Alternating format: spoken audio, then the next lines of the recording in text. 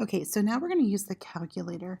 And so you want to make sure your calculator is in degree mode rather than radian mode.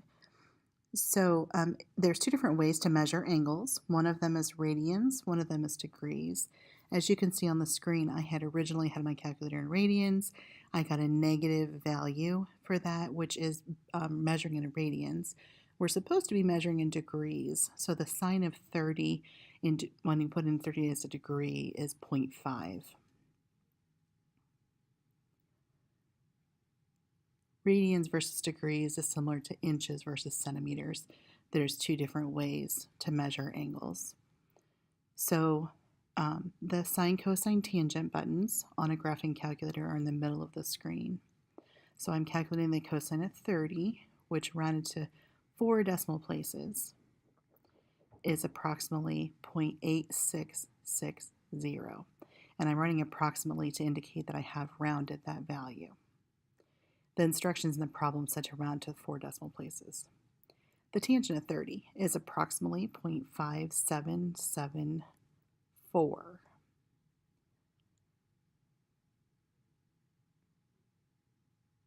Now remember that the sine of 60, we can type in the calculator and get 0.8661, no, sorry, 0.8660. But remember that we can use what we know from before. Cosine of 30 is the same as the sine of 60, and the cosine of 60 is the same as the sine of 30. So the cosine of 60 is 0.5. Now for the tangent of 60, so we can use the reciprocal of the tangent of 30.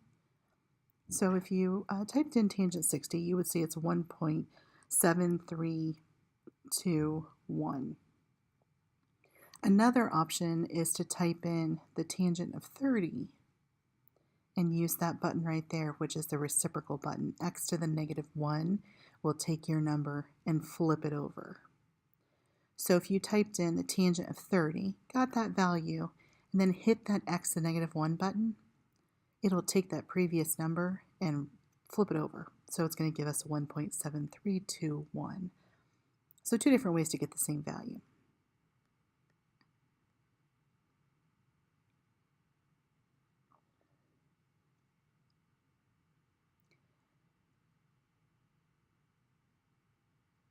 I want you to notice that what we just calculated are the decimal approximations for the problem that we did above. We found exact values for the 30, 60, 90 triangle. Angle M was a 30-degree angle. Angle N was a 60-degree angle. So we found the exact values as fractions and radicals, and then we used our calculator to approximate those fractions. So for example, if you type in square root of 3 over 2 into the calculator, you'll get about 0.866. Now that's rounded, so it's not going to be the same exact value. The exact value comes from a 30, 60, 90 triangle. And again, if you were to type in square root of 3 divided by 3, or 1 over root 3, you would get approximately 0.5774. We're giving decimal approximations of those values.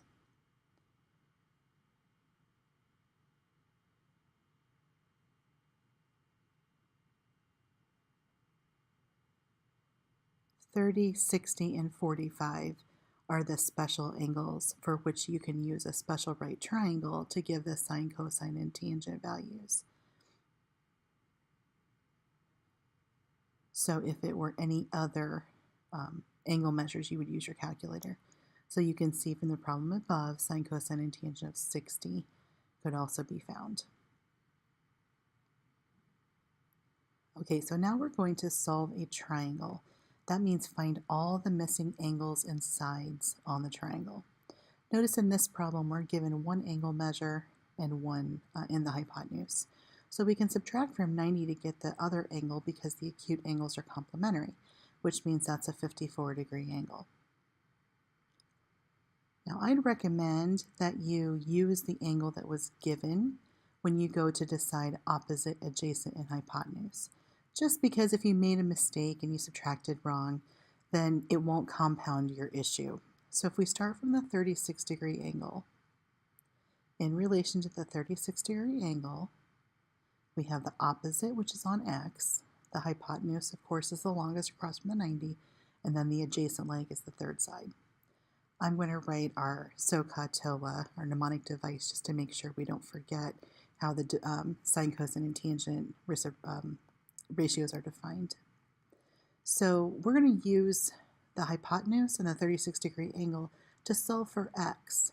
So we're going to use sine because sine uses opposite and hypotenuse. Sine of 36 degrees is the opposite, which is x, over the hypotenuse, which is 8. Now remember that sine of 36 is just a number. So when we compare opposite to hypotenuse, we need sine of 36 and then a ratio of two things, and we don't know the variable x. So in order to solve this equation, we're going to multiply both sides by 8. You don't really have to have the parentheses here, but some people think it looks better. When you write sine, cosine, or tangent, there always has to be an angle after it. Sine, cosine, and tangent are functions, so it cannot be separated from the number or the angle that's after it. So it's really like the sine of angle A or the sine of 36 degrees. Okay, what we're typing in the calculator is 8 sine of 36 degrees. Depending on your calculator, you might have to do 8 times sine of 36. In the problem, it said to round to the nearest tenth. So, rounded to the nearest tenth, x is approximately 4.7.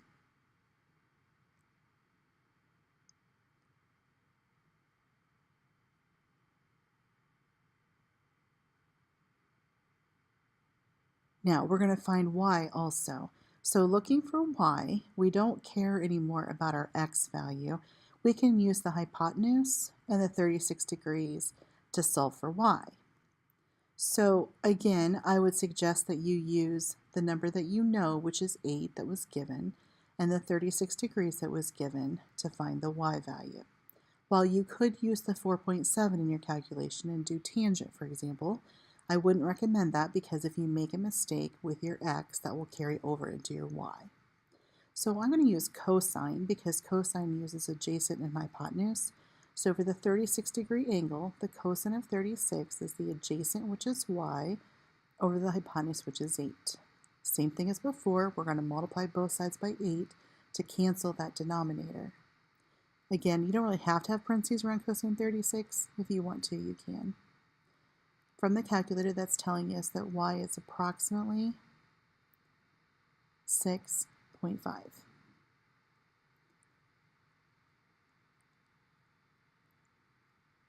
So we have now solved the triangle, which means find all the angle measures and find all the side lengths.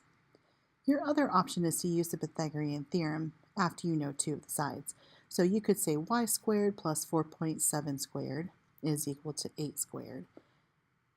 And then that would give you the same approximation for y being 6.5.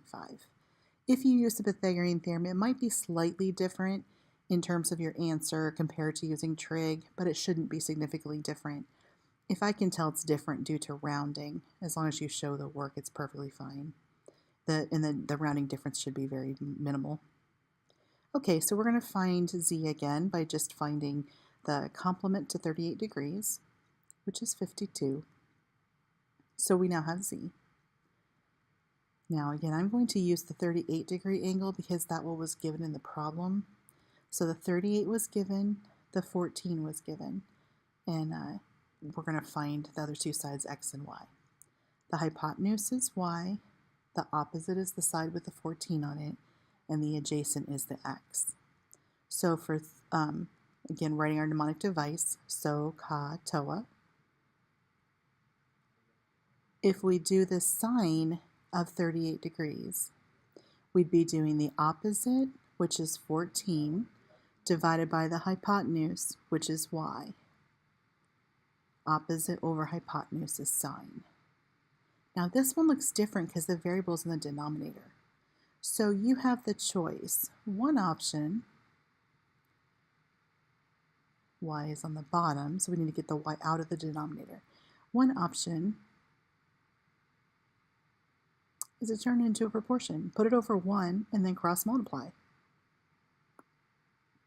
So y times the sine of 38 is equal to 14. And then sine of 38 is a number, so you can just divide by sine of 38 and get y is 14 over sine of 38.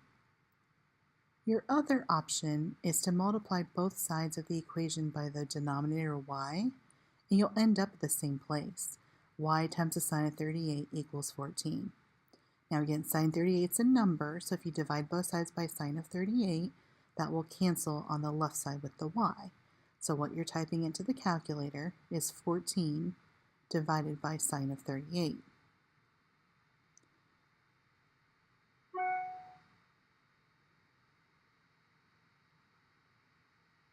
Okay, so we're typing into the calculator 14 divided by sine of 38 equals, and we're writing the nearest tenth again, so it's approximately, y is approximately 22.7.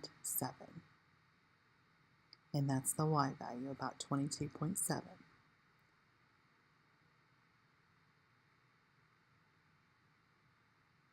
Now we're going to use the opposite and the adjacent to find x.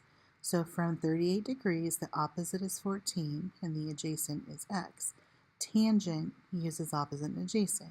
So tangent of 38 degrees equals the opposite, which is 14, over the adjacent, which is x.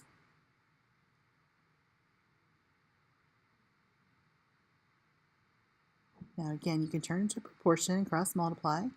X times the tangent 38 equals 14. Or you can multiply both sides by x, and then it would cancel the x on the right side, and you would divide both sides of the equation by tangent 38. So x would be equal to 14 divided by the tangent of 38. Whichever way you do it, it's going to come out with the same thing. So if x tangent 38 is 14, then that means that x turns into, when you divide both sides by tangent 38, and you type that into the calculator, 14 divided by tangent 38